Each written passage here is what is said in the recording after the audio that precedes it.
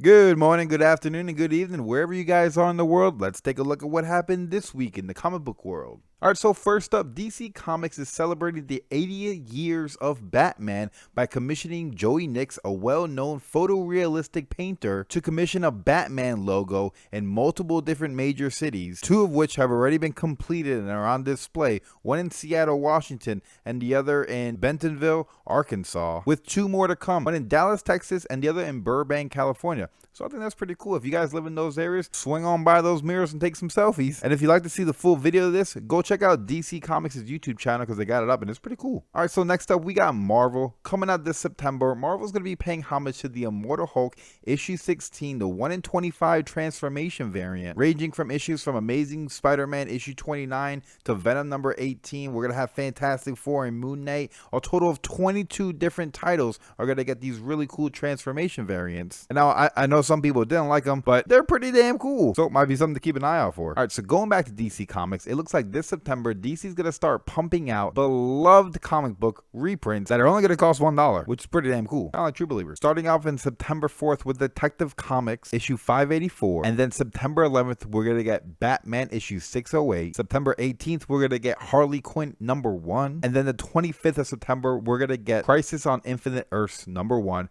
And I think this is pretty cool to kind of like start off to see how people respond to these, because you know I might start picking them up for $1. I'll pick up all 4. All right, so also coming in September, we're gonna be saying goodbye and farewell to Teen Titans Go and Scooby-Doo Team Up. DC has officially axed these comics and they're gonna be wrapping up in September. I haven't seen too much upsetness by the comic community over Teen Titans Go, and kind of I've been seeing a lot of people are like it's overdue, but the Scooby-Doo Team Ups, I've been seeing people upset all over the place. They're gonna wrap it up with its issue number 50. And you know what? This kind of makes sense why Rob Liefeld was so upset.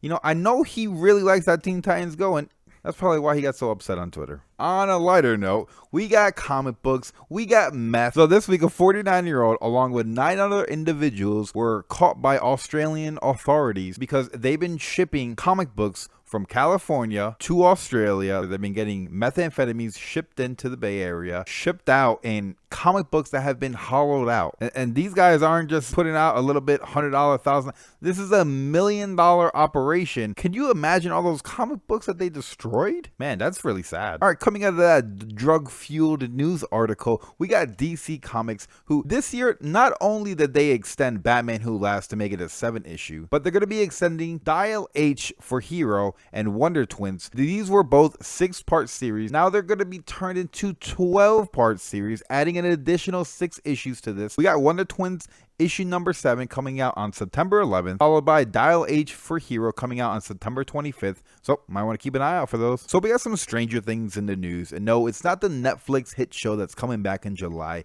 and nor is it the amazing comic book, which I'm probably giving a little bit high praise, but I kind of enjoyed it, especially with that David Mack cover. Beautiful.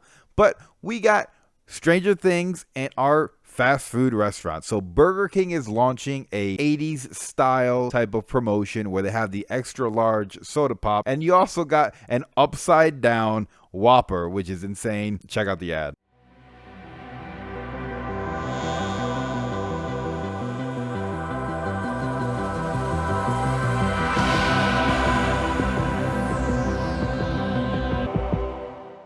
Alright, so let me know down in the comments below if that little promotion is going to get you to go into a Burger King. Alright, so moving right along, we got a little bit of controversy because we got Marvel Comics pushing out this thing for comic book shops, local comic book shops, maybe your own comic book shop, that they want to have a launch party for the new Absolute Carnage comic book that comes out August 7th, so mark your calendars. And so for these local comic shops to actually participate in the event, they had to put in the order by July 15th, and they're going to be receiving a launch party package that's going to contain some variant comics for this Absolute Carnage along with some other promotional products. I haven't really seen any positive feedback from the community on this. Maybe you guys are excited for this, or maybe your shop's already doing this. Let me know down in the comments below. But I've seen some negative things because a lot of people are saying that a lot of these shops are really struggling for them to go and shell out the extra money for something that people might not even buy. They're worried that this is going to affect their comic book shops, and I kind of understand that because people really have a strong attachment, because remember they grew up in a time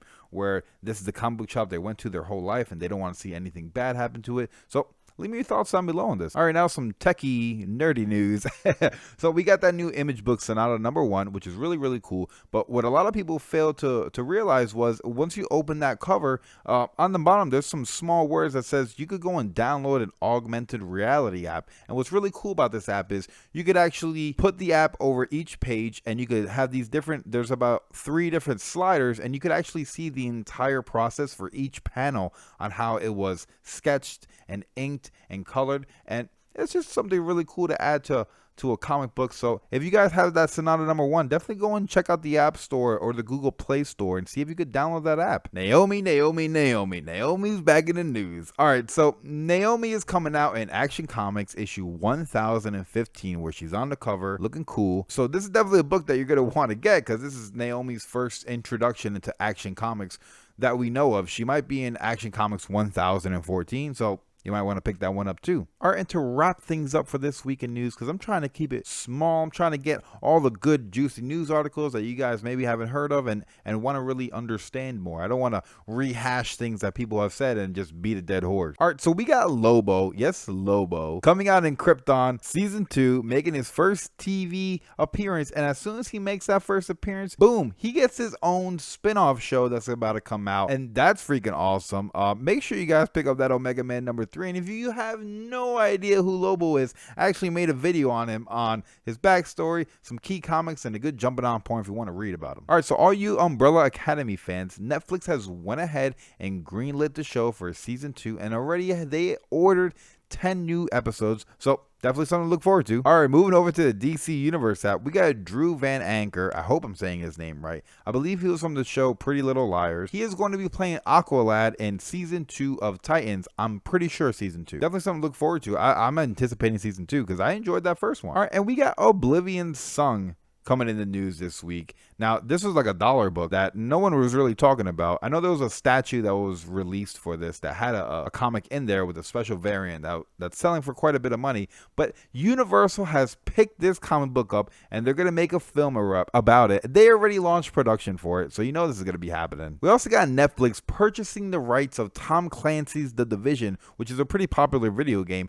but they also came out in a comic book with Dark Horse, so I figured I'd throw that in there because maybe you guys want to check that out. And I had to finish off the news segment with Image Comics is Die, turning into a TV series. Well, it's been optioned for one. So I've been hearing outstanding things about this book. I have about like 1 or 2 issues. I kind of want to get the trade paperback to dive into this because the book just came out this year and now it's already optioned for a TV show. So you know it's pretty damn good. All right, guys. So that's all the news wrapped up for this week. Comment down below if I missed out on a few articles. I didn't want to get into a whole Rob Liefeld Twitter thing because I feel like it's already been beat by a dead horse. Everyone knows what happens. He's kind of a jerk. We get it already. Have a fantastic rest of your night, afternoon, or morning, and I'll catch you in the next one. Peace.